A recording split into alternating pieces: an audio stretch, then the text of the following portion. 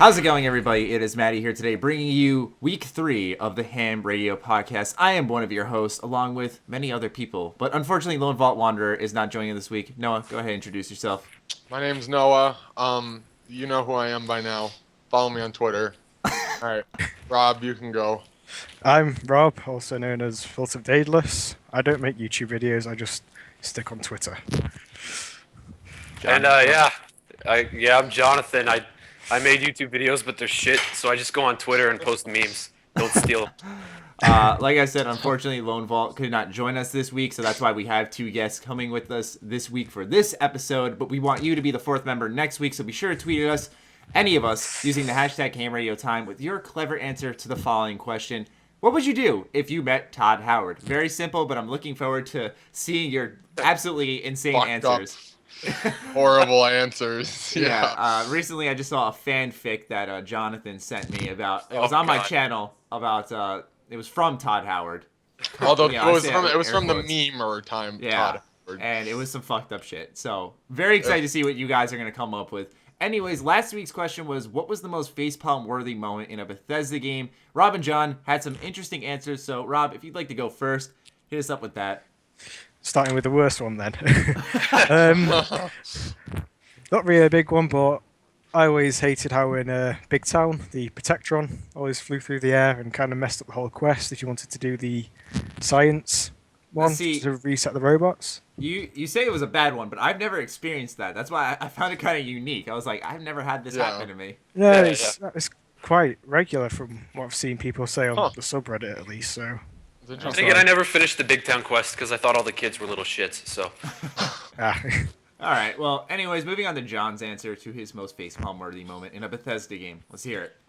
Well, speaking of kids being little shits, no, that's awful, I apologize. It's true. I have some good ones, but no, I was bored one day, and I was playing Fallout on my Xbox, Fallout 3, and I gave my 11-year-old brother the game just to see what he did, and we went into Big Town, not Big Town, I can't believe I just said that, Little Lamplight, and it was the first time going in there, so, you know, Mayor McCready's being a little asshole, and they're all just yelling at you, and my brother got, like, so irritated, he just pulled out my Chinese assault rifle and started shooting at all the kids. You know, you can't kill them, but I love how that's the first reaction he has, is just gun them down. Yeah, that's the great thing about the freedom in Fallout. Anyways, that's the answer to the last week's question. Can't wait to see your answer to this week's question. It's going to certainly be interesting. But we have one thing we'd like to address before we hop into this week's news roundup and extended thoughts. And that's the SoundCloud suggestions that Noah and I and Lone Vault have been getting. And that's something that we are considering. Just unfortunately, there's like a time limit on how much you can put onto SoundCloud unless you're paying like X amount of money a month. Yeah. So we're looking into it. Don't get us wrong. A lot of you guys want to listen to this on the go because apparently YouTube eats up data and batteries, and we understand that completely. Yeah. We are looking to invest in SoundCloud just right now. It's a little bit out of reach. So we may also look into iTunes, but again, this stuff is a little bit more down the road when the podcast gets a little more solidified. Yeah. So right now, nothing new is going to happen with that, but it's not a no. Yeah, it'll probably happen. We can almost guarantee it'll happen down the line. Just right now, it's nothing we can do. We're still working the kinks out of certain stuff. So. Yeah, so thank you for bearing with us, and we hope you tune in on YouTube. You know, you can tune in. I mean, it's up for a week until the next one, so you can always tune in on the computer when you have time. You don't have to listen to it on launch day on your phone. We totally understand. Anyways, that is all we have to talk about here in this intro. Let's move on to the news roundup. Starting off with a little bit of mod info, because this is interesting. You all know what Fallout Lone Star is. It's this huge New Vegas mod, probably the most popular one in discussion right now. And recently on a Facebook status, after Bethesda announced their E3 conference, everyone's saying that Fallout 4 is going to happen. So the Fallout Lone Star account posted a status saying that they're possibly considering putting this big mod on hold until Fallout 4. I want to hear your thoughts on this, gentlemen. Oof. I don't know. See, here's my thing with it is, you know, it's a mod for New Vegas. I feel like I don't know where they are in the development process, but I feel like there's already a good chunk worked out and whatnot for New Vegas itself. So I'd say waiting for Fallout 4, your mod is going to kind of get overshadowed by Fallout 4. You know, it's going to be like, oh, cool, but Fallout 4. You know, I'm still busy doing all this. You know, what's interesting is if Fallout 4 at least uses the same creation engine, obviously modified, we hope. If they could port the assets over to that and therefore have a better engine to do the same thing. And if they're using a completely different engine, My bad, because I haven't looked that much into it, but it'd be interesting if they brought it over into it. It's confirmed to it. I believe, I did make a video on what engine they're using. Didn't they say the next game they're doing? Yeah. They didn't say what it was, but they said it was going to use the Yeah, they did say that, but that was a while ago. I think it was in 2010 or 11, so it's it's a chance that things could have changed in that amount of time. It's either heavily modified or something new. Well, I feel like that they might just be waiting to see if they can port their content over to a higher running engine, and they can do way more with the mod, which would be awesome because we all love Fallout. Now, I personally stand on the fence where I want them to keep going with this New Vegas mod, because the reason I want them to is because the goal of this mod, I believe, from what I can tell based off the hype for this mod and what people are saying, is that this is kind of what's going to be holding people over for a long time until Fallout 4. It's going to be that bridging a bit of a gap. And they has new features. They have this new feature where you travel on a train, and while you're on this train, you can actually shoot people on other trains driving by and stuff. And it's really interesting. Confirmed. Yeah, no, but it's really interesting. So they have little interesting mechanics in it that are going to be different. So I don't want them to change this all up just because of Fallout 4. They could, I don't know how far they are either, personally, but I feel like they could finish this before Fallout 4 even happens. Who knows how long the mod will be, how big it'll be. But it's very exciting and interesting. I don't think, like Noah said, if they go in and wait until Fallout 4, everyone's going to be playing the vanilla game for Fallout 4. People still play the vanilla game of Fallout 3 to this day. Think of how long that content lasts. You're not going to be getting any attention on your mod like you are now. I'd stick with it personally. What do you think about this, Rob? You're a little quiet over there. I was just about to say, I just went on their Facebook page now. They do seem to be still in the mainly concept art and small assets creating, so it wouldn't be too much of a issue if they did choose to wait for it. But the thing is, with what you said about people will be playing the vanilla game, they don't tend to release the modding tools until a good 4 or 5 months after it's come out. Good point. For whatever Skyrim was, because they delayed that a few times. Yeah. Well, then that just puts an even longer delay if they did wait till Fallout 4. I'd say their best bet, honestly, would be to do New Vegas. Just although from what you said, them having only really concept art and stuff like that, I'm not gonna say that's a bad sign. But it just means that excuse me. It just means that stuff hasn't really started to take full-fledged shape yet. Because I just noticed this question. It wasn't saying that they are delaying it. It was, if Fallout 4 is announced at E3, should we develop Lone Star for it instead when the mod tools are released? Yeah, so it's like I said, it was a possibility, but so they're kind of wondering what people are thinking about it. So go give them your feedback, guys.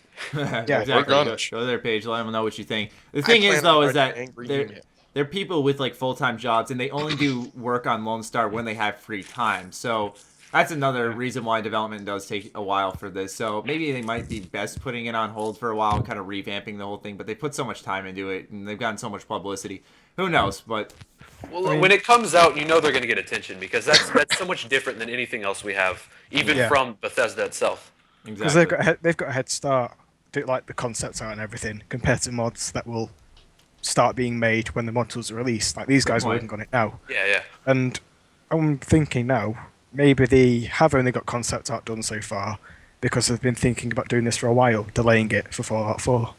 Good point. They might be a little bit hesitant, which is completely understandable. But anyways, let's shift over to the next one. This one's very interesting. I did a video on this, so I'm very curious on your thoughts.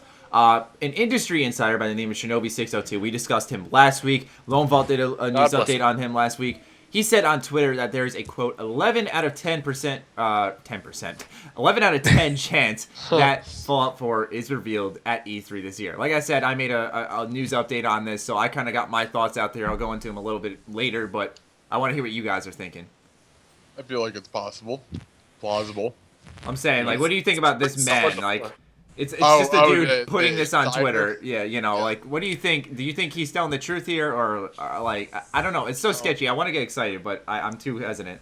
Take everything you hear for a grain of salt. It's kind of he's gonna say that. That's fine. He doesn't work at Bethesda. He may know people, but I don't think he works at there. I'm sorry. I'm not joking. I'm gonna mute my mic. Go ahead. No, when I saw his tweet though, it was it was kind of like the guy in Cockatoo that made that comment about it coming out the next few months. It's if he wasn't 100% sure, he wouldn't be posting these tweets that's like, yes, it's totally happening, because that's putting a lot on the reputation he's built up after all these years as an industry insider. At the same time, I'm kind of scared that if it gets too much attention, it might scare Bethesda off of an announcement date. I don't know. I don't see them getting scared. Bethesda's not gonna let that stop. Jesus Christ! I have something in my throat. I'm sorry. That's what you get for eating burgers right before. I know, right? Personally, I don't see them getting scared off by this, because if they announce Fallout 4, that's the game of E3. That's like the big game of E3 that everyone wants, and all the devs shit their pants because they know their games just have no chance. Bethesda knows that the other developers will shit themselves if this game's announced, not the other That's way why I'm around happy they're going first. They get to scare the competition before they even the other ones get to present. Exactly. It's gonna be awesome. It'll be top of the line stuff. See, that kind of sucks because I was really looking forward to Mad Max, and that's going to get completely overshadowed now. Good point. We haven't heard anything about that in a while. Yeah, exactly. So the trailer looks sick though. Another thing is, I thought it was Fallout when I first saw the sand and everything. I was like, oh yeah, no, it's the biggest cock tease at E3 last year. I saw that. I was like, oh no. Regarding the Shinobi guy, I'd say it's pretty likely Fallout 4 will be there as well because it's their first E3 conference. Yeah. And they obviously want a really big first one, and what better way to put it in concrete than having Fallout 4 there? That's a pretty big bomb drop. No pun. Just obviously, as us in the Fallout community all understand, we don't want to get excited for anything that's not confirmed yet. So we'll take what he says into consideration, hold it on our side, and hope that it's true. But I don't think we should really get all nuts about this until we actually see the game. But it's nice to see that an insider with a good reputation is giving us information like this, and he's very confident. Yeah, exactly. Reassuring is the best way to put it. Yeah, I think what I said about the Kotaku guy as well. Yeah, Jason Schreier.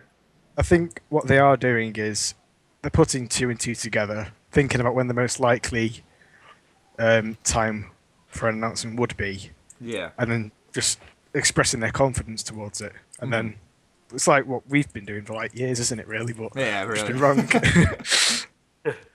Anyways, interesting discussion there. Moving on to our next piece of news. This one actually isn't Fallout related, which is exciting. Like I said, this is a Bethesda-themed podcast. We like to talk about everything Bethesda here. This time we're talking about The Evil Within. Its DLC, The Assignment, was announced last week, but this week it got a release date of March 10th. You're going to be playing as Julie Kidman, which is the guy you play as Sebastian. That's basically one of his partners, and you're going to be playing as her in the first 2 episodes of the DLC.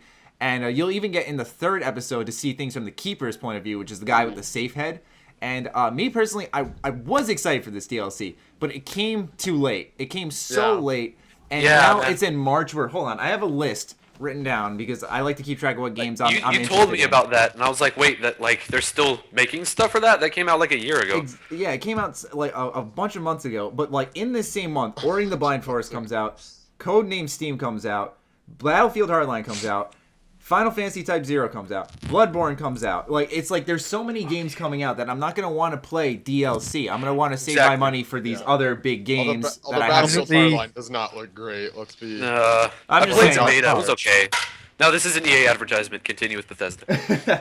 Yeah, but I'm just saying, games that really catch my eye on the list I've mentioned were games like Ori and the Blind Forest looks awesome. Final Fantasy, obviously, I'm a JRPG nerd. I love them, and Bloodborne. These games really catch my eye. I'm not gonna want to play DLC. Now, if you ask me though, this Assignment DLC, I'm not gonna spoil the ending for The Evil Within for anyone, but they really should have just included this DLC in the game itself, because Julie Kidman basically disappears the entire game, and you have no idea what she's doing.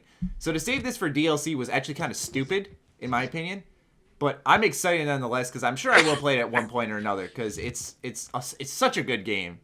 Yeah, it's more Evil Within. You can't complain too much about that. Exactly. I loved it so much. It was one of my top 3 last year. And I love the gameplay. The story was, for a lot of people, confusing, but I actually had a good job. I did really well following it, and I don't know. It's more Evil than, like you said, John, but I don't know. They chose the wrong fucking date. It's right before everything comes out. If they did this in February, perfect. I would have bought. Dead Zone? It's right before the spring release season. Exactly. That they put it in the wrong spot. I mean, obviously, big fans of the game will buy it, but there are people like me who already sold the game because they didn't plan on playing it again, and they thought maybe the DLC would be late, which I guess I had the correct assumption of. Although, if you have the game on the game's on Steam, right? Yeah, you can have the digital. So if you have, if you have the game on Steam or something, that's not a big deal. But I know what you're saying. You know, it's. They haven't given any details on length or anything, so who knows? If it's like a couple hours, but then you look at the Evil Within, the actual game itself is like 16 to 20 hours, I believe. Like, it's a long game, so I wonder how long the DLC is going to take, because it's kind of retelling the story. But since it's episodically told, I'm guessing it'll be like half and half.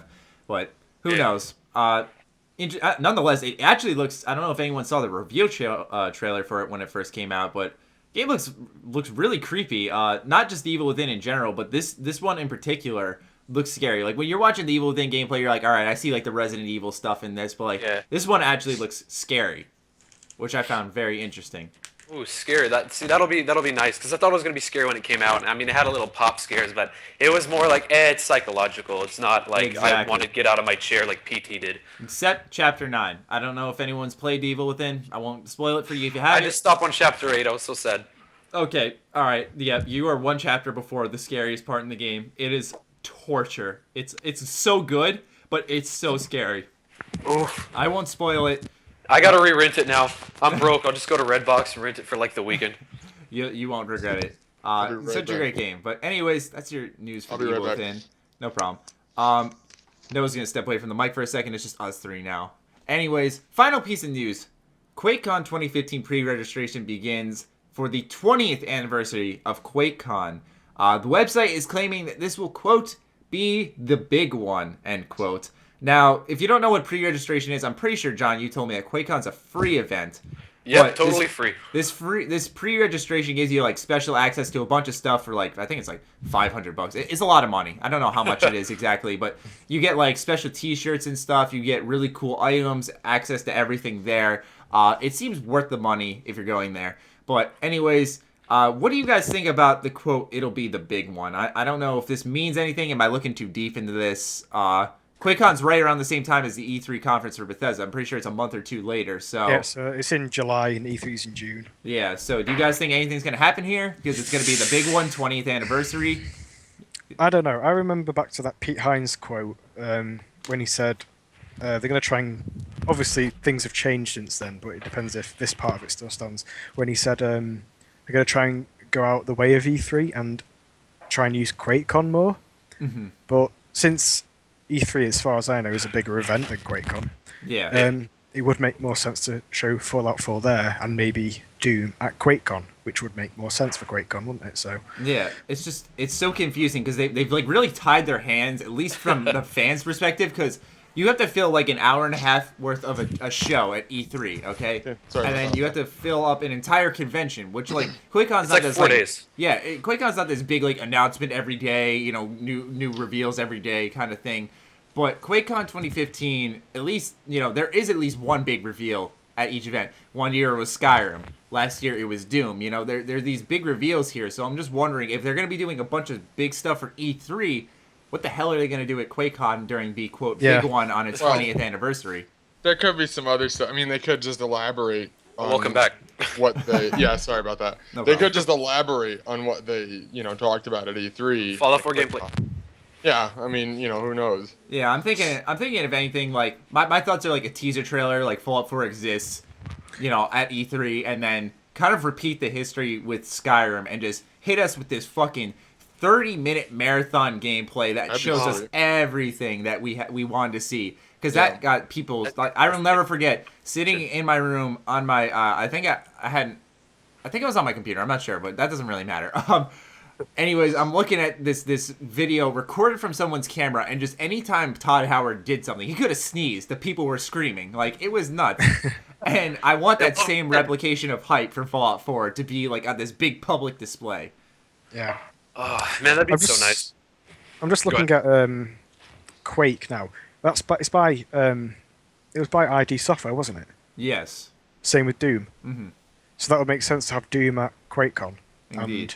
Fallout 4 Yeah, at that's E3. possible too. Now, a lot of people have been talking since Bethesda announced this new E3 conference. A lot of talk has picked up, particularly in the press, not really fans, I've noticed, about Quake itself coming back. This Quake was like this big multiplayer shooter So I wonder if like Bethesda's gonna have like another hidden announcement up their sleeve that they're gonna hit us at QuakeCon 2015. So maybe a Quake announcement on the 20th anniversary is possible. That would be a big deal. That'd be huge. Quake was like the big, or I don't want to say it was the beginning, but it was part of the beginning of like the multiplayer shooter genre that every game now tries to emulate. Exactly. So I played a bit of Quake. I remember in 8th grade, my friend offered me like Skate 2 and one of the Quakes for like I shit you not, like it was Skate 2 and like one of the Quakes for like $10, and like it was one of those deals you couldn't turn down. So I gave him $10. Oh, yeah. Got these games, and like I was playing Quake, and it was this like fast-paced first-person shooter. Obviously the game was pretty dead at the time, but it was still really fun. And so I'd be interested to see a new Quake, but it's been a while. I don't even pay attention to that series or anything, but it's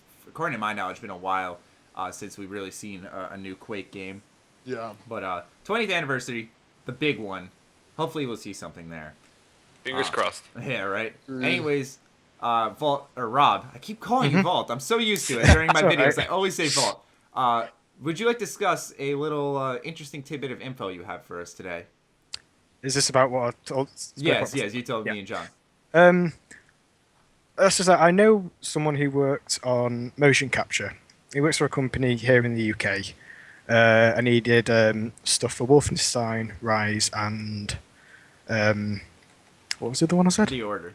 Yeah, The Order. Yeah, and I met him over Christmas again. He's a mutual friend, and he said after some convincing, he claimed to know about Fallout 4 and it being in New York, and had an announcement sometime this year, mid this year.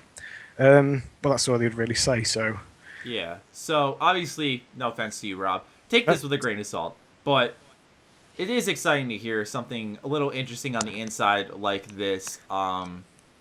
I personally like hearing these little tidbits, but here's why I personally believe this is because Rob is he was the hoax debunker. Like anytime something happened on Reddit, you were in there. I remember hearing about him when he first did videos. Yeah, anytime I saw a hoax on Reddit, Twitter, like Rob, you were in there stomping these people. So I don't see the hoax debunker stepping in and making up a hoax. Now, naturally, you said YouTube were drinking a bit, so who knows if he was just talking out his ass or not. But nonetheless, it's exciting to hear that bit of inside info, and we really thank you for sharing that with us because that's really cool to hear. Yeah. no problem. Another thing is, after that, I went to have a look on the credits for Skyrim, and I didn't notice anything about the company he works for. So I'm guessing, unless they've changed since then, they must do it internally, and he was Which is lying. possible, but Yeah. it Types furiously to see who they use mocap with. yeah. Anyways, interesting bit of tidbit. I'm stupid. Bit of info there. Let's move on to the third segment, the Fallout and Elder Scrolls Spotlight. We all have some nice reminiscent moments in this part of the podcast where we talk about our favorite things from the series. I'll go first because I was feeling a little nostalgic, and recently I've been thinking a lot about Elder Scrolls lately. In fact, this week I made a video about Elder Scrolls 6, just kind of talking about that a little bit. And I was looking at some of my Elder Scrolls 5 Rare videos, and I was just like having this flashback of like, wow, that was amazing. I'll never forget. I think it was on like Thanksgiving break because Skyrim came out around that time, and I'll never just forget. I was in a party on Xbox 360, and like every like 30 minutes, I found like this new rare weapon, and I'd go and like he just found. I'd just like go set up my mic in front of my TV and just start recording these videos and stuff. And that was really like the start of what my channel is now. Yeah. I was just kind of like reminiscing, and I miss rare hunting so much, and that's like my favorite thing to do in Skyrim was just look in all these caves, learn about these stories, and then like find these weapons at the end or find this armor at the end. And I loved it so much, and I really hope they have something like that in Fallout 4. But I really wanted to highlight that this week, that like the rare weapons and the little tiny things in both Fallout and Elder Scrolls are just so awesome. But particularly Elder Scrolls Skyrim this week because it's done a lot for my channel, and I shall never forget it. Rest in pasta. Yeah. Pepperoni. Whoever would like to go up next, well, feel free to. I think one of mine, and actually, I don't mean to copy you, but I remember it's not a rare weapon, but I remember when I found the ability to like, it was one of the stones you found in Skyrim, and it like gave you like 30 plus on your weight cap. Oh my gosh. And I remember finding that, and I was like, yes. And I made a video on it, and it got a lot of views. And I remember finding that, and it was awesome. I'll never forget the time. So hyped. I'll never forget the time that I was in a party with Noah, and he had laryngitis at the time. Oh my god. And he thought because he saw like an arm sticking out of the ground holding a sword, and it was like it was just a normal orcish sword, but he like assumed right off the bat he found like a rare weapon. See, he was like trying to freak out and yell rare. He's like, oh my god, rare. Like, but his voice wouldn't let him. It was so funny. And then he's like, I'm like, what is it? He's like, it's an orcish sword. I'm like, no, I could kill someone and find that. And I was just kind of like, oh. I'm sorry, I didn't mean to steal your thunder there, but I just thought of that. I actually don't remember that, but I don't doubt you. I'm sure that happened. I just remember you screaming rare, but like you couldn't scream. It wasn't rare. Top keck. Jesus. Anyways, who would like to go next? Rob, go ahead. I'll go last. I kind of lost what the question was. Sorry. What was it? It was not really a question. It was the Fallout Elder Scrolls Spotlight. You know, you just kind of highlight your favorite moment from either Fallout or Elder Scrolls. Just something you remember. Yeah, it definitely has to be Sticky from Fallout 3. Nice. He'll come in later in the podcast, I'm sure. Oh no. Because have either of you, well, any of you three had him as a companion? I actually have not. I did. No. You just tell some great stories when you're traveling around and stuff, so you should check them out. Really? I've actually never had him, so I actually killed him. He annoyed me. Oh my god. I don't deal well with annoying companions in Fallout. Yeah, I guess not. Just straight up. Awesome. So I guess I'll go then. Yeah. This sounds like it's out of like a PR thing, but no, I actually had just started playing Xbox, and I wanted to go to this discount store and buy Borderlands because it looked cool. Yeah. And I hadn't heard of Fallout or Elder Scrolls or any of that stuff at this point. And I went to go get it, and they were out, but they did have a copy of Fallout 3. And it was the same price, and I asked the clerk, hey, is this game any good? He goes, I don't know, you should just try it. And I was like, all right, I got it. And I started playing it, and I was playing the levels underground, and I thought it was going to be like a small underground game. But then when I left the vault and it opened up, and there's just the entire Capital Wasteland, you pick up on Three Dogs Radio, and it just hit me like, holy shit. Like, this is huge. Because I'd never played an open world game like that. Right. It just blew my mind. And I just visited DC as well, so that's pretty trippy. Ah, that's awesome. That is, Yeah, there's nothing. Even Fallout 4, I don't think will beat that moment. Maybe they can beat it, but like that moment you walk out of the vault in Fallout 3, like that's just you can't beat that. Yeah. Not even Skyrim could beat that. Skyrim of just like. Well, Skyrim was cool because you literally after that you could just say, "Fuck the main quest, I'm out." And you know, yeah, that's what a lot of people did. You know, that's I didn't do that personally, but man, you know, just that when you walk out, you literally because they set it up perfectly where you could see all of the waste. There was really nothing there, but you could just see like, okay, this game is huge. Especially for like 2008. It's so good at that. It's just blowing your mind. They have to make a first impression and they nail it. Mm-hmm. Yeah, it's crazy. I can only fucking imagine what Fallout 4 will do. Oh my god. New Vegas did it as well, but it was just Goodsprings. It was like, meh. Yeah, that's why. Look at desert. Yeah, it's like, oh look, a small little town. You'll leave here eventually. You're stuck here for now for like another hour. Oh god, the beginning of New Vegas, even. Now I like it a lot more. Hard. Yeah, but the beginning of New Vegas was just so bad. Yeah. I mean, compared to the others, at least. I mean, it wasn't bad by any stretch of the imagination, but it was having to live up to. It wasn't great. 3. Yeah. Like. Yeah, exactly. I don't know. I thought it was just. I hate to toss the word around, but it was just boring in the beginning. It was.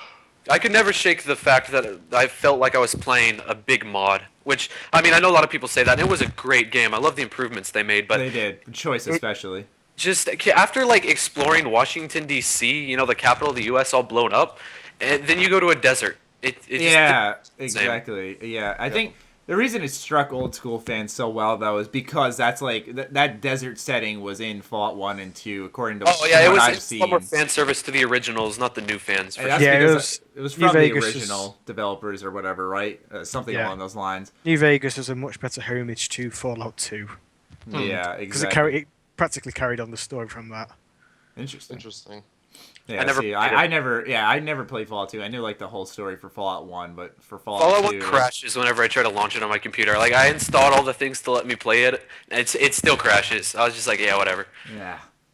Anyways, let's move on. Let's talk about something not Bethesda. That's what we're playing this week, and each week we discuss what games we're into, talking about. John, you and I have been having some interesting Facebook conversations. Let's see what you've been playing.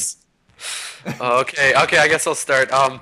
I've been playing 2 games really. The first one's Red Orchestra 2, and if you haven't played it, it's like Insurgency. I've been playing that with Maddie and Noah a bit, but it's like really realistic World War II shooter, which Insurgency isn't, and it has 64 players though. And the emphasis is on these just massive battles, and you can have a fight where it's capture points, like if you've played Battlefield or whatever, you have to push up on the points, but you can spend 30 minutes or 45 minutes like fighting over 1 point in a set of like 8. Wow. It's really intense, and it gives you a good sense of how brutal World War II was, just people dying over and over. Yeah. But the big one, especially World at War, where you can use the LMGs and blow people's legs off. Why don't they put that back in Call of Duty? For God's sakes! You do that. This people's arms and legs get blown off. It's vicious. Yeah, angry parents. But no, the big one was, and I was fanboying about this to Maddie. Spec Ops: The Line. Oh yes. I've beat this game like 9-10 times, but I recently replayed it twice this week. I got back into it.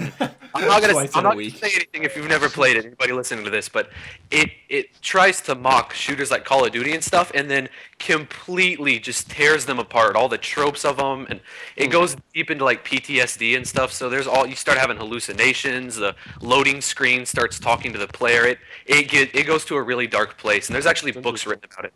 Like, people have written full books about the like symbolism in this game. It's ridiculous. It's such a good game, Spec Ops: The Line. That game is literally probably one of the best choice games you will ever play. If you are into anything involving choices and you like third-person shooters that are really fucking intense too, people had to stop playing it. Good. They're like test players. They actually had to tone it down some because their test players would play and they would start realizing what was happening and they'd have to put down the controller and like walk away. That's crazy. See, I beat that game in a single playthrough. I loved it. The demo, they made the demo specifically to let you not know what you were in for. And massive props to 2K Australia. You guys talked about them last week a little bit. 2K Australia, the fact that they greenlit this is incredible. Like, no company would greenlight this project. Yeah, they're probably scared too.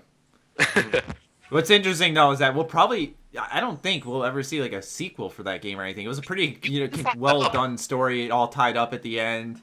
Well, you couldn't follow that up. I mean, the whole draw of it was nobody saw it coming, and once they delivered that punchline, it's not like they can do it again because that's what you're going to expect going into it. True. Yeah. Yeah, I don't know. It's it was so good though. It wouldn't have the same impact. Yeah, exactly. That's why it's one of those games like kind of like The Last of Us, where at the end you're like, all right, I just want one of these games because it won't have the same impact as the second one. Yeah. Exactly. Anyways, who would like to go next to talk about what they've been playing? Well, I've been playing NHL, and that's pretty much it, if I'm honest. So nothing really crazy or interesting there. So yeah, you can go into it a little bit more. I mean, I've been playing the be a pro mode, that kind of thing, where you make your own pro and then you kind of play as them. And I'm finally finishing up my like minor league season, so hopefully I'm in like the first round draft pick. MLG. Excuse me as I choke. MLG pro player Noah. Hockey. So, I don't mean to brag, but it's totally true. 420 no scope hat trick. Exactly. It's worth mentioning that Noah's playing NHL 14. You guys all know how much I hate NHL 15. Holy shit, that's why I went for 14, and also because I really didn't feel like spending $60. No, I completely understand. Companies stop shipping game like in their alpha stage. I feel like we're doing like early access with $60 AAA titles. Yeah. Well, I'm sorry, NHL 15 is not only started off broken, but it was missing so many modes. If you watch Angry Joe's video, I don't know if that was the best thing. I don't think it was like the most disappointing videos or games. Or the most worst games. But worst games 2014. Yeah, that's what it was. And he just showed this clip from this guy from YouTube highlighting all the missing features from NHL 15 compared to 14.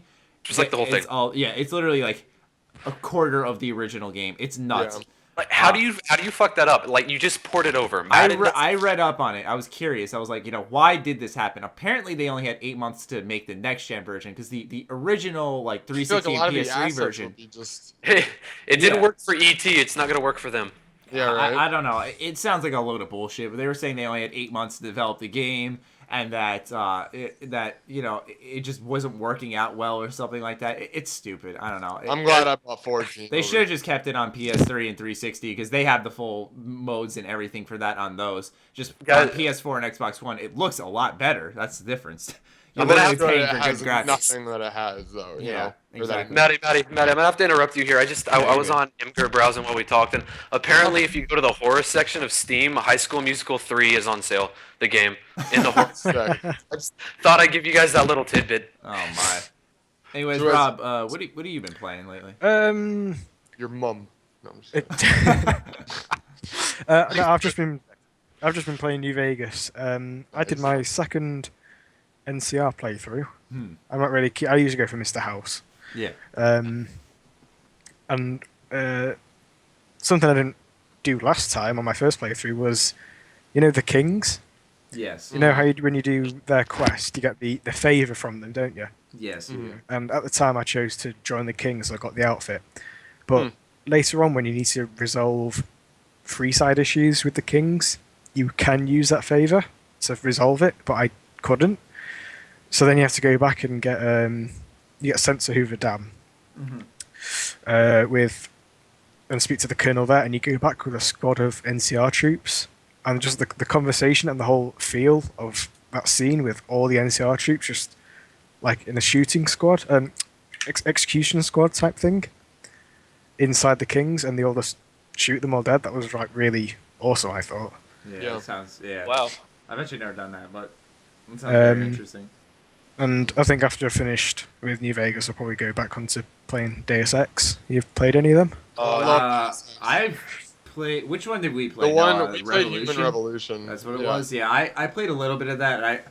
I liked it, but I wasn't. It felt like I probably should play that game on PC because on console, the way the controls were, everything felt slow and kind of jagged. It's good on PC. I've played it on PC. I've beaten it on console. I mean, I enjoyed both plays of it. Yeah, Noah beat it. I didn't beat it though. I tried beating it. It's a stealth game. Or if you can play it as a stealth game. In my opinion, it's best played as that. Oh yeah, it is. Because the third-person shooting mechanics I think it turns into first person when you want to go guns blazing. I don't remember, but if they're not that good, I don't remember that well. So it's been years. I always play as a stealth character, given any chance. I'm always playing as stealth in the Fallout games as well. But yeah, the director's cut is out now. It came out a year or two ago. Did you update Deus Ex? For Human Revolution, yeah. Oh yeah, okay. So you got like developer commentary and stuff, and a slight graphics update. I was gonna say. No, that's it. Like update wise. That's pretty good. It was a slight texture update, and they fixed some of the lighting because in the original it had a really orange. Yeah, I always caught that. Like I felt like I was walking through a giant James and the Giant Peach rehearsal. Yeah, they turned that down a bit for the director's cut. Cool. I need to buy this now. Yeah, it does look good. I saw a trailer for it. I didn't even hear about it. I feel stupid. Oh, the director's cut obviously comes with all the DLC and stuff. So yeah, might like into that. Anyways, this week I've been playing 2 games. We'll start off with the more Fallout E1, which is Wasteland 2. Wasteland 2 is this basically it's like a successor to the original Fallout games at this point. Yeah. I'm pretty sure it originally came before the Fallout 1 and 2, and Fallout 1 and 2 were technically successors to the original Wasteland. So it's like this whole convoluted fucking confusing All thing. I know is the games aren't very similar. Yeah, it's weird. They're very similar, but Wasteland 2 is so good. I usually don't get kind of hooked into these top-down strategy games. Like, it takes a very special one. Because I played, Divinity Original Sin, put 30 hours into it, lost interest. Jesus. But, I've played XCOM, and I really just played that essentially for, I said this last week. Fun, yeah, I played that just for, awesome. the battles. I didn't really play through the story. I went... XCOM was legit. Yeah, it was so fun. We played it on Xbox, man. Yeah. I had fun with it. And, Wasteland 2 is just, I don't know what it is about it that I like so much. It's probably because it's so post-apocalyptic and it's very choice-oriented, and I like managing my squad bit by bit. And that, like, all right, for example, I walk up on this town, all right? It's like in a prison area. And this guy's, like, trapped with his, like, goat in his... he's like a merchant. He's a traveling merchant with a goat. And he's like, please help me. Please help me. And I asked him if he had a trade with him. He's like, yeah, once I get my card out. I'm like, no, I don't want to help him. So I shot him, and I looted all his shit. He had the best weapons I have acquired so far. Damn. And I haven't been punished for it. Just because I decided to be a cruel motherfucker and shoot this dude in the head. Ladies and gentlemen, shoot all the merchants in Wasteland. That's the thing. I thought to myself, though, I'm out in the middle of the wasteland. No one's here to stop me. Why don't I shoot this guy? So I did, and his goat got pretty upset. I kid you not. It started, like, making weird noises. If you were watching the stream when I did this, it was really funny. But was that a pun? Vaguely. I kid you not. But no, it was so cool. It's like one of those moments where it's like, wow, this game actually lets me go through with these choices. But I'm really yet to get to that second half, because people say like the beginning for this game is slow, but really I'm enjoying the beginning of this game, so I can't wait to see what the second half is. But I'm not trying to hype it up too much because I don't want to lose interest. I want to play it through. But yeah, I've been. A lot of people. No, it's all right. A lot of people were like saying that they played this game so many times through. So I don't know if I'm gonna get that hooked. It's been a while since the game's hooked me like that. But I feel like I'll at least beat this game once and maybe try like a second playthrough on a stream or something. Yeah. Yeah. The other game I've been playing this week, and I'll explain why I picked this up, because it was kind of like a mess up with my money almost. I've been playing a lot of Dragon Ball Xenoverse, which is a new Dragon Ball Z game. That game actually looks kind of cool. Exactly. But here's why I bought it, all right? My original plan was to wait for the reviews. But then I wanted to get the order at midnight when it first came out, because I wanted to get it, because I knew it was going to be a short game regardless of what the press said. I knew it was going to be a fucking short game, you could tell.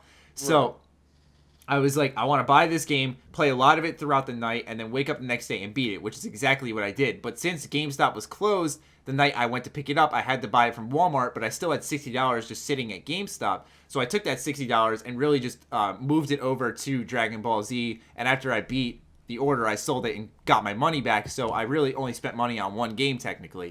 Nice. So I've been playing a lot of Dragon Ball Xenoverse lately. It reminds me, strangely, are you ready for this? It reminds me of Destiny. I was not expecting that. Let me explain, okay? Because you create your character in the beginning, and the character customization is miles better than Destiny. I'll give it that. But what reminds me of Destiny is that it's kind of about going through all these side quests and main story, and it's about the loot you get.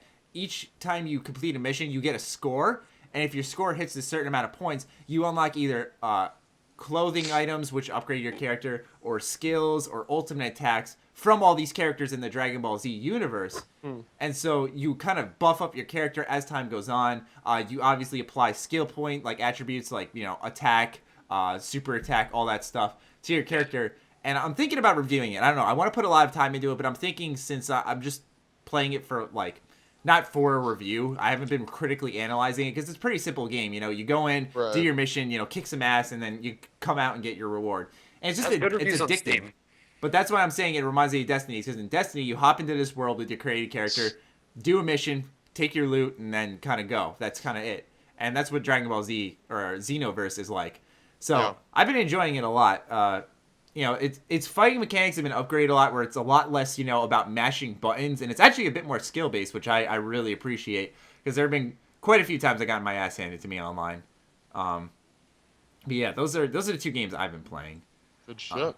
Anyways, let's move on to the final segment of this podcast with the viewer questions. And this first one, man, oh my god, I love this question. This one comes from SimVicious on Twitter. You can tweet at us with your questions using the hashtag H.A.M Radio Time. His question is, and we talked about this before the podcast. God. All right, fuck one, marry one, kill one. Confessor Cromwell, Sticky, and Moira Brown. God damn it. Fuck. No, one time I'm in here. What was the last guy's name? Well, it was a girl. It was Moira Brown. Oh, what was before that? Confessor Cromwell. He's the guy who. Before that. Okay, the first guy's name. Sticky. Fuck. Sticky. No. All right. Fuck Sticky. Marry Moira and then kill Cromwell. Sticky's 16, but the age of consent in Maryland is 16. Exactly. So you're cutting it close there, bro. Yeah, man, it's still legal. Ain't even mad. Oh man. That birthday hat though. I'm trying to think, because you marry them, you can fuck them whenever you want, but obviously I want to fuck Moira. She's a girl. Like, I want to fuck her. She may sound annoying, but for a 2008 character model, she ain't half bad. So I'm trying to think this one out. One out, because if I marry her, I'm gonna be stuck with that annoying bitch for the rest of my life. But if I fuck her, I'm winning. So it's and if you marry her, you get all her inventions and shit. She'll give them to you for free. You don't have to pay 3,000 caps per thing. Yeah, but I don't want to stick my wiener in any of these men who preach about Adam or who wear birthday hats. Put it in Sticky's hat. That's why he's called Sticky. I'm trying to think of a workaround here. Give me a second. All right, I'll go ahead and go because I already got my answer. Obviously, I'm gonna kill Sticky. I've already stated that. I'd kill him. What I'd do is I'd fuck Moira because she's a chick, and I'd marry Cromwell. He's probably gonna die from radiation poisoning in the next 2 years. Oh. Then I'd go and marry Moira, so I'd get all the free shit and I'd still get pussy. Perfect. I think I might steal that from you because obviously, oh my God. Obviously I'm gonna kill Sticky. You little shit. No, I'm just saying though. Obviously I'm gonna kill Sticky. He's 16. I'm not gonna let this little shit live. All right, he's obnoxious. He can't even hold a weapon. You give him he asks for a gun, but you give him anything but a nail board, and he just doesn't equip it. Actually, now that I think about it, maybe I should kill Confessor Cromwell. He's lived a full life. He's lived his life. That's a good point. He should die. But are you gonna marry Sticky? Oh yeah, I'll marry Sticky. I'll take that sacrifice because I'm gonna be destroying Moira Brown for a night. So it's Hey, who says it's just one night though? That's true. Yeah. And quit it. For me, also, if you Google Moira Brown, the Google image result is the photo of some Canadian No, it's the photo of Moira Brown from Fallout, but it's the bio of some Canadian researcher named Moira Brown. Look it up. It's funny. So what were you saying, Rob? You were about to. It's going to be marry Sticky. Sorry, I'll start from fuck. Right, fuck Moira.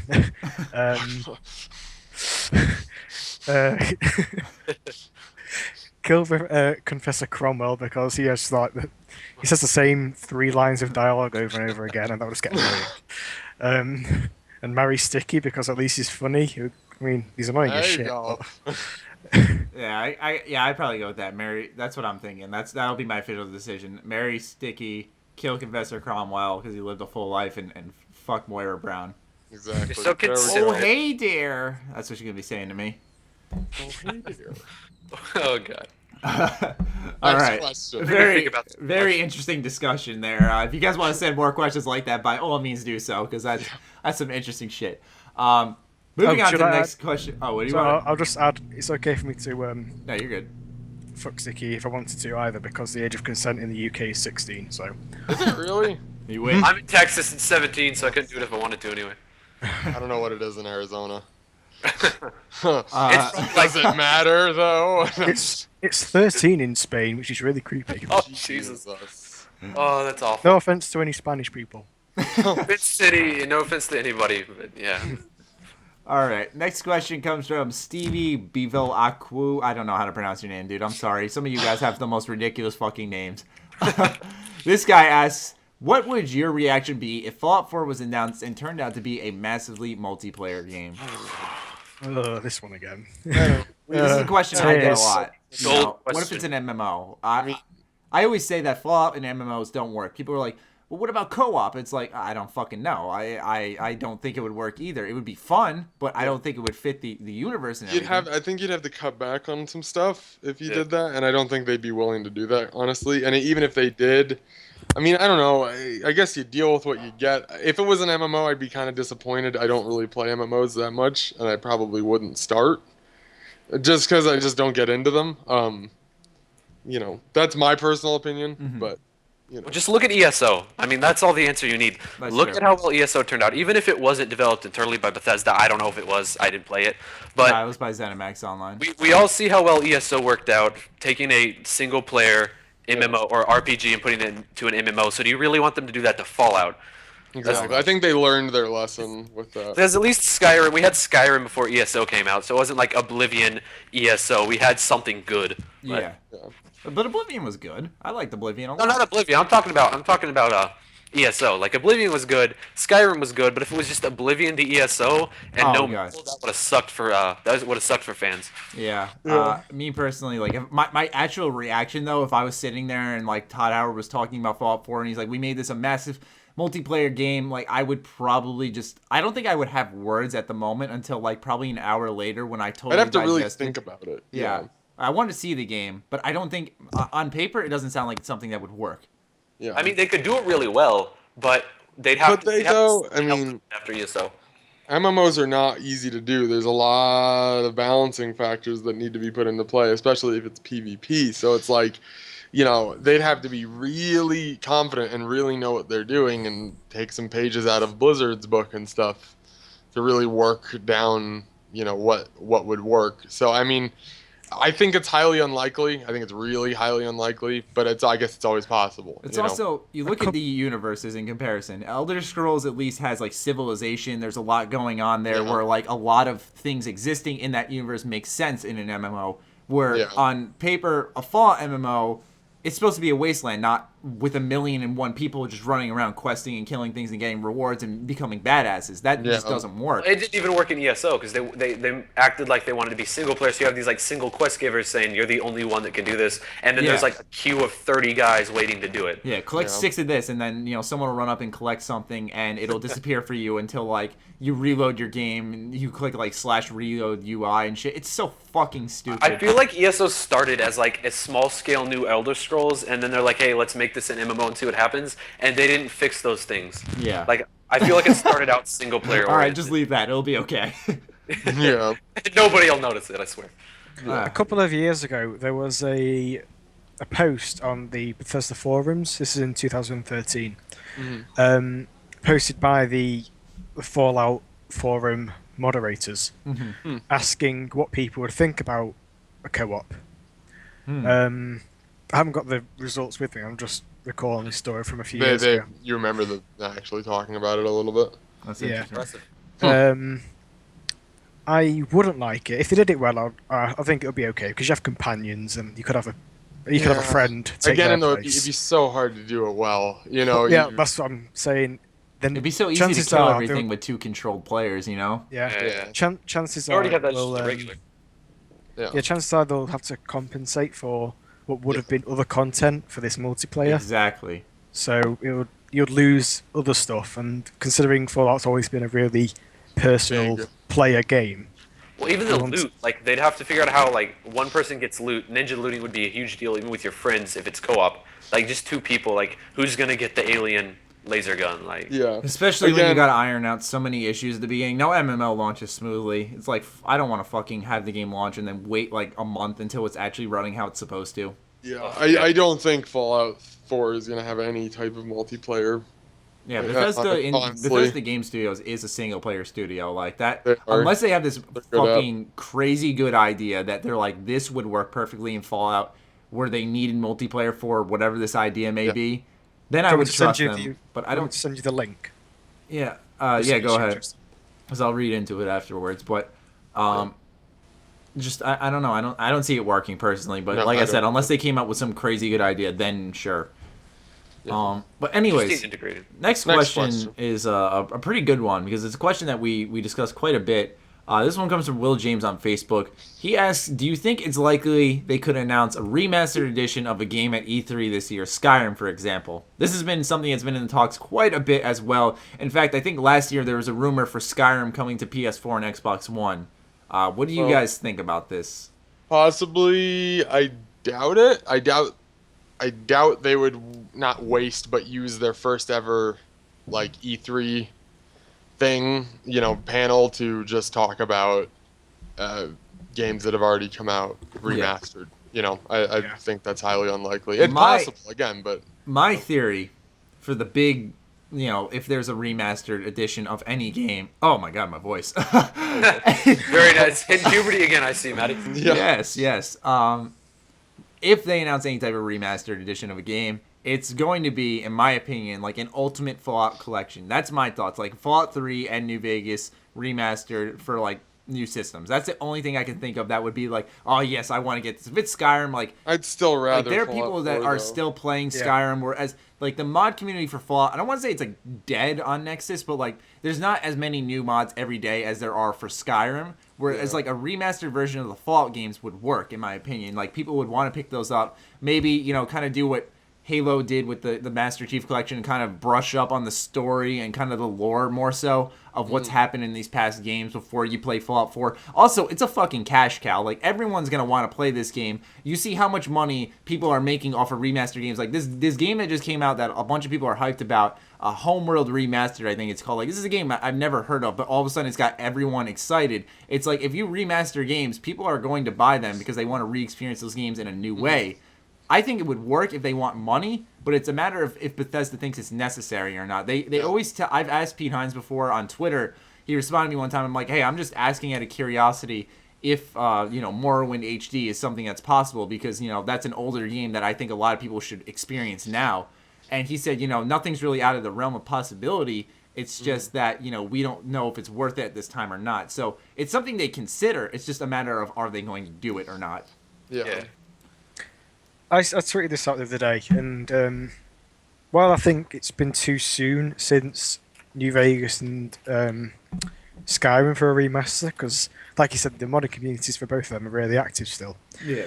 And obviously it's cheaper to make modding tools than it is, and then have the community do it themselves, than develop a new game. Mm-hmm. Correct. Not develop a new game, but remaster a game. Yeah. But I noticed that a trend is starting now of remastering games and bringing them, because first we've got GTA. Seems lazy to me. I mean, well... Yeah, honestly, I would much rather have... It's an easy cash-in. Yeah. Exactly. I mean, we have GTA, and now we had Last of Us, and now we're getting Payday 2, isn't it? Yes. And that's only been out for like 2 years. I love Payday 2. I like that's the quality. thing that's as well, but it doesn't need to be... Yeah, Yeah, no, exactly. it's too recent. You remaster games that are 20 years old, 10 years old. You don't remaster games that you released like 2 years 3 ago. seasons ago. Yeah, That's the thing, though. It's clearly really easy to do if everyone's doing it who has a fucking name. That's the thing. It's got to be easy to do for these developers where it's not taking too much assets or too much of their time for them to make these games to make some extra money on the side. I personally think if they're all doing it, maybe they're following a trend and it does cost a good amount of money, but if you ask me, it seems like since so many people are doing it, especially for games like Gearbox out of nowhere, like I said, remastering Homeworld, which is a game that not a lot of people have heard of. I just think it's got to be something. It's got to be something on the cheaper side when it comes to gaming budget, where these companies can't afford them. But I agree with you, Rob, that it's this weird trend that everyone who is doing it. That said, though, I mean, it has been. I mean, the game that we're working on now has been in some sort of development since 2010. Yeah. And obviously, it's not taking that long to remaster a game. So it's pretty certain it's not going to be a remaster at E3. Plus, I don't, especially not New Vegas and Fallout 3, because they've not been out long enough as far as I'm concerned to justify a remaster. But with those games, you play for the story more, because Fallout 3 and New Vegas are really hideous games for vanilla. Very. No offense to Bethesda, because they were using an old engine, and it was also a big game, so and you don't really play Fallout for the graphics. You play it for the quest and the story. Yeah. So it doesn't really need a remaster, especially when you got the modern community doing it for you. Now, with that said, what about like 1, 2, and Tactics? Do you see that ever happening by chance? They're old enough, but are they? I can see 1 and 2 happening, but I think Bethesda would have to expand their development team. Yeah, I don't think it would be like an announcement, though. It would probably just be like, oh, hey, by the way, we did this. Have fun with it. It's like $5 on our store, Yeah. It would piss off a lot of people at No Mutants Allowed if they did that. Really? Yeah.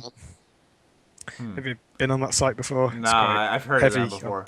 I can see them doing it. I can't see them doing Tactics, because I think it was them who said it was semi-canon. Yeah, Tactics isn't. Tactics and Brotherhood are also not 100% canon. Like, that's what I've heard. That's why Tactics is. I think it's a weird Fallout game personally. It's not like in the terms of like gameplay, but the way like you get your missions and stuff. Like you go back to this vault. They're like, okay, you're going to do this. It's not like I'm going to explore and get these quests from different people and stuff. Granted, it's a bit of an older game, but I'm just saying from what I've played of the few hours I put into it. So that's what I was going to say earlier. That's why I can't get into Wasteland. I prefer having a set character that you control completely instead of a squad, because Tactics was a squad. Yeah. That's true. I couldn't really play that. Yeah, Tactics squad combat wasn't that good either. Where Fallout 1 and 2 is more of like a you, and that's really personal player character. Yeah. I don't know. Maybe in answer to the question, I think, Rob, you brought up a great point about how they're not really old enough, and it's just kind of you play them for the story and the quest. Where I feel like if anything, it'd be like 1 and 2, because I think a lot of people, even myself, need to play these games. Because I played briefly both of these games, but not really put enough time into them. Especially for someone who runs a Fallout channel, it's kind of embarrassing. But at the same point, I don't think they've aged that well. So I feel like a remaster, where they kind of, I don't want to say don't turn. I'm not saying turn this game into like a first-person shooter, because a lot of people are saying do that. Oh yeah. But I'm saying keep it in its tactical format, but update a few things. I don't know exactly what the kinks and quirks were with that game, where it would need fixing. But I think if you put obviously it's a different studio, so chances are it won't happen. But say like Fallout 1 on the Wasteland 2 engine would work perfectly. Yeah, it would actually. Another thing is that I forgot who said it, but they said that like Bethesda would have to split off into another team. They could hand it off to like a studio like Blue Point Games, who kind of does ports for games. That'd be totally up to them, though. Yeah, they could, and because they're good at that. You look at the Sly collection, the Ratchet and Clank collection, Jack and Daxter collection. They take these games and they remaster them perfectly fine while the developer works on other games. They did Titanfall for the 360, and it's perfectly fine. Yeah. That ported over really well, because I played it on both consoles, and aside from the frames, obviously, there really wasn't that much of a difference. Exactly. Yeah, so they do their job good when it comes to bringing the experience to that's similar to a lower console, for example. So I could see 1 and 2 maybe, but who knows? Anyways, that was a very good question. Moving on to the next one from the Sonian. He was our guest last week, but he had a great question that a lot of us really wanted to reminisce on. He says, "What made you start playing video games?" Man. Well, I had a Dreamcast. That was my first console. I played Crazy Taxi and Sonic demos, because I broke my main Sonic game, so I only had a demo disc. And those were the games I mostly played. And then I got, my PS2 and stuff. But, my start was definitely the Dreamcast. I don't remember what made me start playing games. I remember when was your first remembrance of it? Yeah, that's the thing. Like, I remember watching my brother and his friend Danny play Shenmue on the Sega Dreamcast. Now, if you don't know what Shenmue is, it was basically like the Sleeping Dogs of back then, if you want a comparison to it. It's a game that has a cult following that a lot of people want to remaster for. Speaking of that earlier. But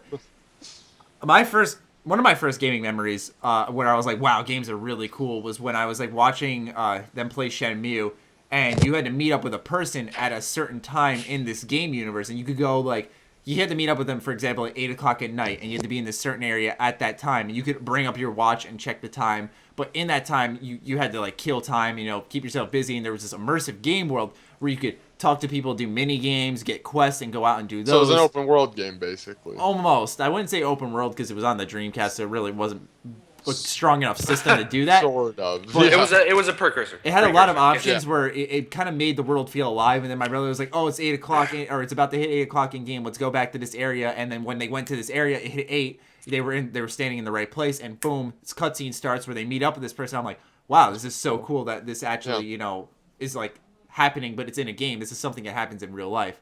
Right.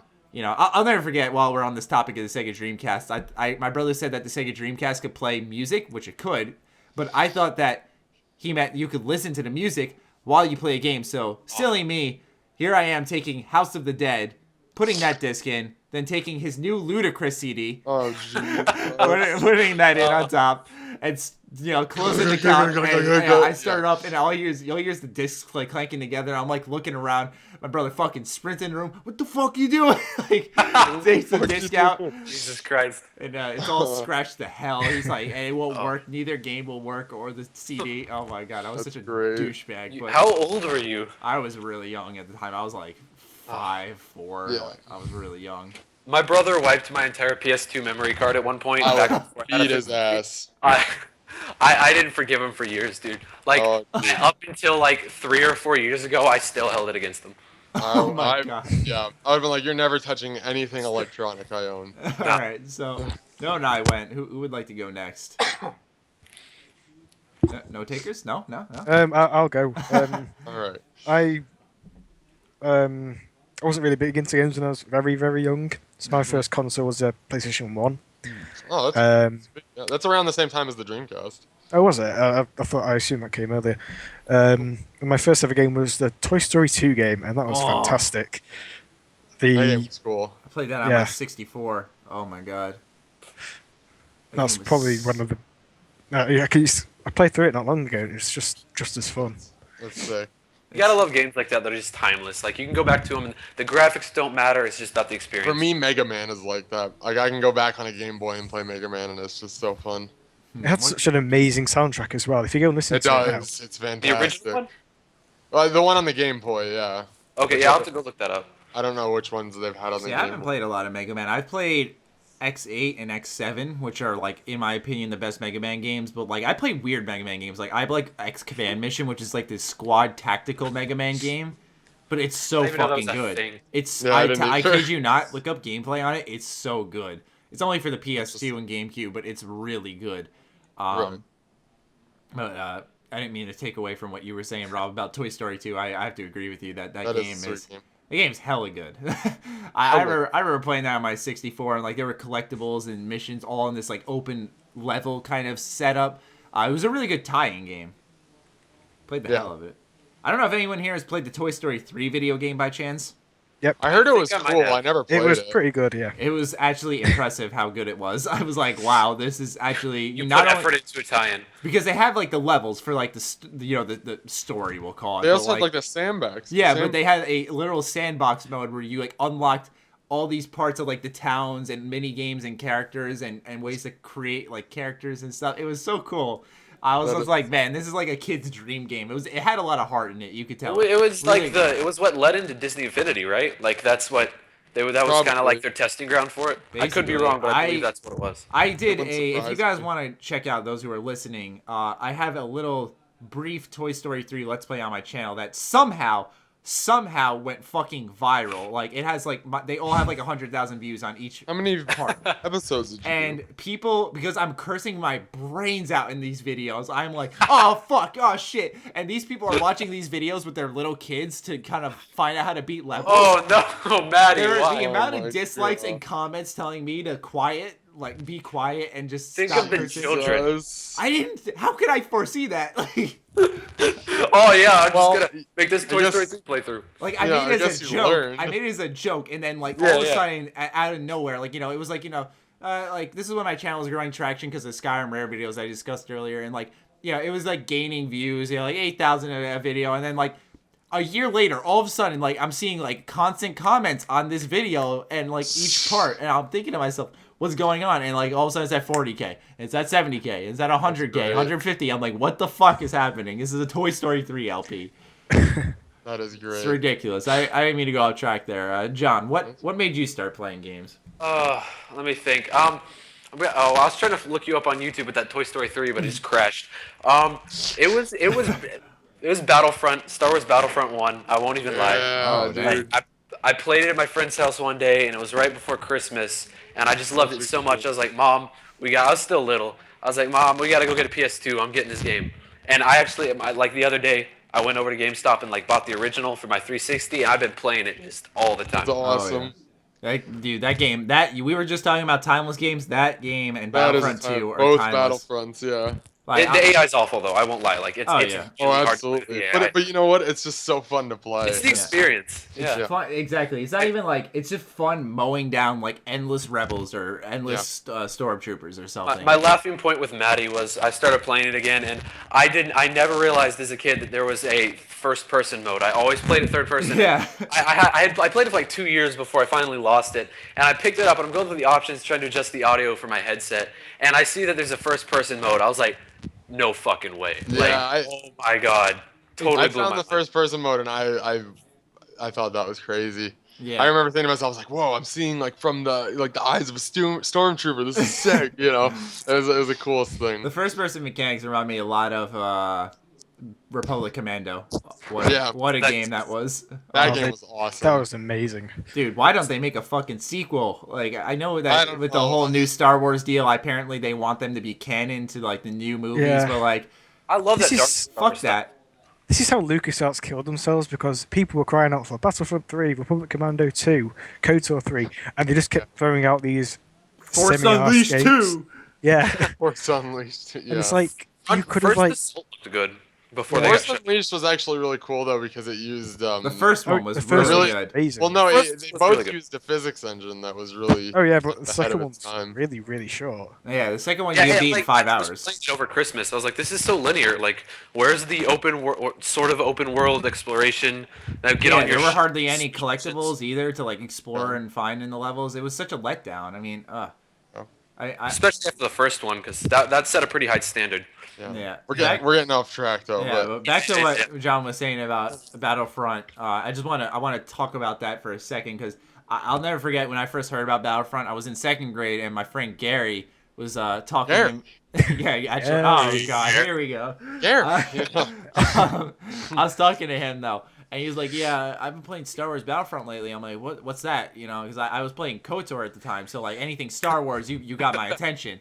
So, I'm like, what is that? And he's like, oh, it's basically like, you know, just like Star Wars, but like the actual battles. I'm like, what do you mean? Like, he's like, you could get guns and stuff. You go on the battlefield. You can, like, shoot people and stuff. And, you know, obviously, being the mindless little kid I am, I was like, that sounds awesome. And so I picked it up instantly. I picked up Battlefront 1, and, like, it was everything I dreamed of. I was like, yes.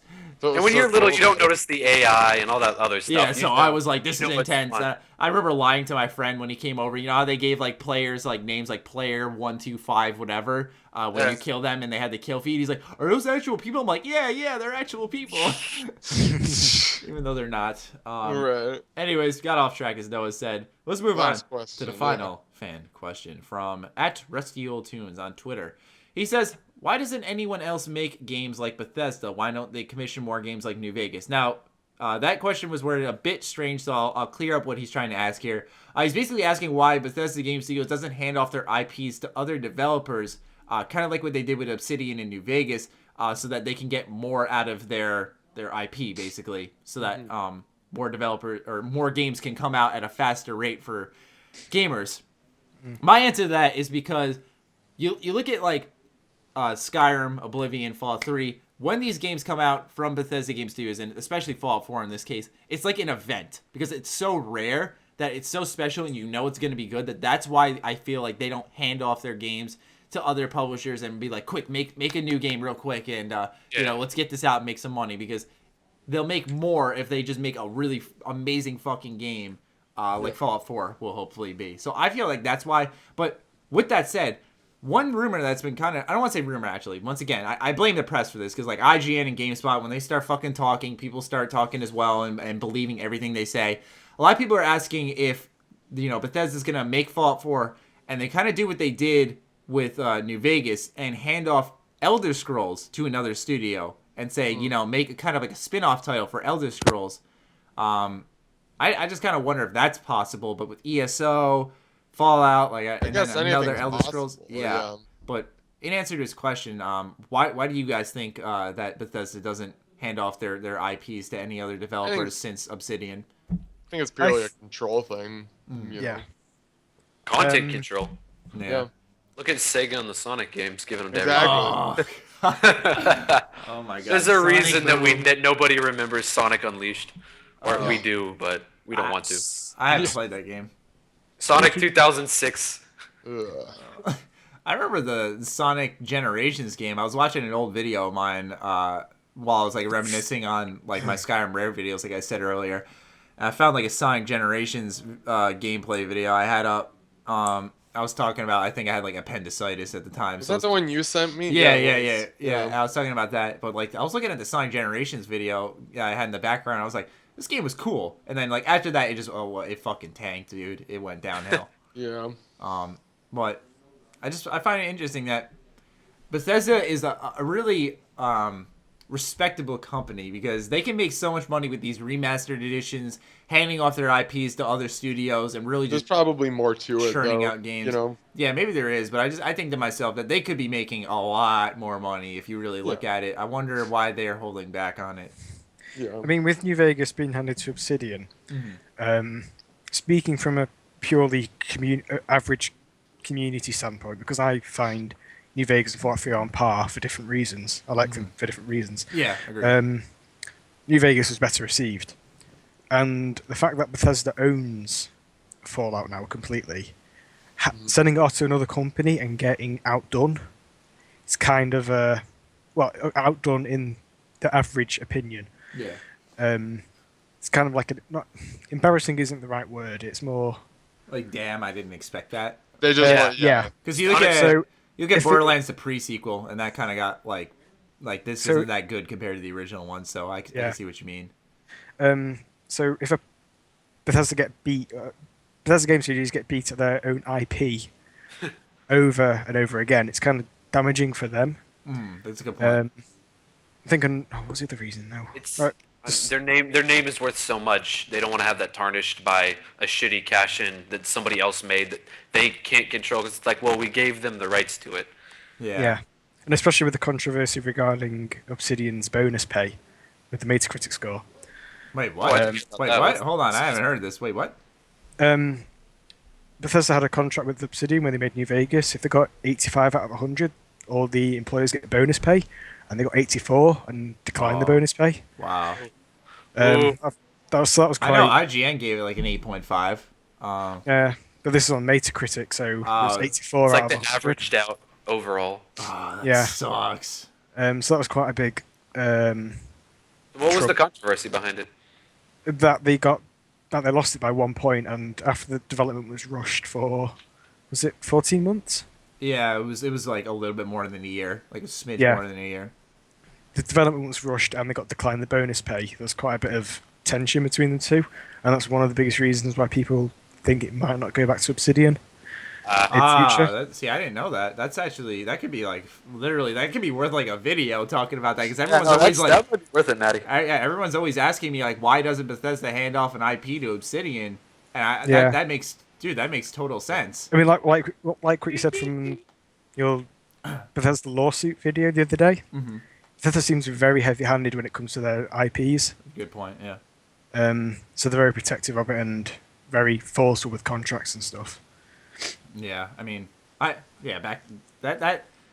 video still pisses me off that people were so like, oh my god, Matty, you think that they're gonna mistake Fortress Fallout for Fallout 4? God. Okay. I mean, of course, everything I just said then was an opinion. So yeah, but you look at like the picture. There's this one picture that a fan tweeted at me on Twitter, and it was really interesting. Like it was a comparison of Fallout 3 to New Vegas side by side. And that one floats around loads. Yeah, and it was really interesting because even though I still like Fallout 3 more because of its world, its atmosphere, and its quest stories, they made really good points on how much New Vegas really innovated compared to Fallout 3. Like in its choices, how every little side quest basically affects your end, stuff like that. That was really impressive. I saw it, and I was like, wow, that's actually really neat.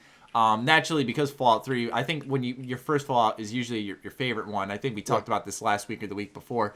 I think your first Fallout's your favorite one. So Fallout 3, I love that to death just because it introduced me to the series I love to death now. So New Vegas is still amazing, though, because I made a video on that about how it's so superior to Fallout 3 when it comes to making choices. Yeah, and we've talked about this. And obviously it has the reputation system where it's not just karma and that's it. It's karma, reputation, how people react to you in the Wasteland stuff. If they had oh my god, if Obsidian had more time with that game, imagine how much better I should say it would have been. That would have been crazy. But that's probably why, like you said, they don't hand off the IP because they could have gotten outdone very easily right there. They want to keep it for themselves. But anyways, those are the 5 fan questions. Sorry, just to carry on. Right. Keep going. I said about No Mutant Allowed before. If you've ever been there, it's quite anti-Bethesda, and a lot of the posts are regarding Fallout 4 and people not being excited for it because it's a Bethesda game. So even that's just damaging for them if they start handing out the IP to other people. Yeah. just because of that. So. And you look at ESO compared, like, you know, now Oh, yeah, now yeah. the Elder Scrolls name has been has a blemish on it, even though it was practically untouchable for so long. And then they have this Elder Scrolls Online, just this ugly fucking pimple on the Elder Scrolls face. Yeah. All right. Anyways, thank you, viewers, listeners, wherever you want to call yourself, for your fan questions. If you stayed tuned this long, we love you very much. Thank you, Jonathan, for coming on. Thank you, Rob, for coming on. Rob, the ultimate hoax debunker. Love you so much. Thank you. And ladies and gentlemen, remember, jet fuel can't melt steel beams. Oh, jeez. I had to fit that in there. I'm sorry, Matty. I had to get in there. What is the question? I promised my friend I would.